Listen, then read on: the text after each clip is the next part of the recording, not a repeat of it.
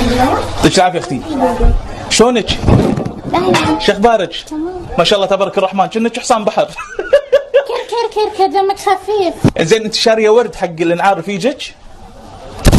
شاريه ورد حق لا تمدين الورد على المايك. لا شاريه الورد حق اللي نعرف يجك؟ لا. زين ودي اشوفك بدون مكياج. كروكس؟ ايه كروكس؟ ايه.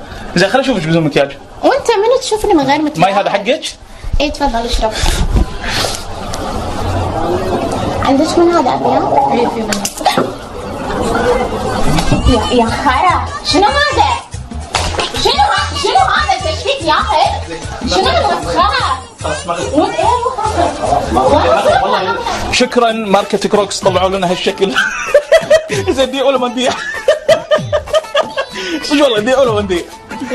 شكرا كروكس. اول شيء انا حاب اعتذر من البنيه واهلها، واقسم بالله العظيم ان ما كنت اقصد اني اهينها او اي شيء من هذا القبيل.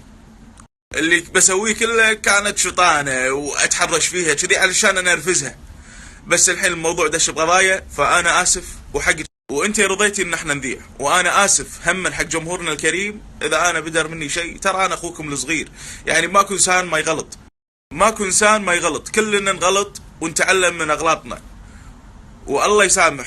انتوا ما تسامحون، انتوا سبيتوني فانا مسامحكم، يعني وايد من الناس سبوني، فانا والله العظيم لله سبحانه انا مسامحكم، ما بيني وبينكم اي شيء، عسى الله يحفظكم ويخليكم. بس انا في موضوع مضايقني، يعني في وايد ناس قاعد تنتقد، خل تنتقد، بس في ناس ما لها داعي تنتقد.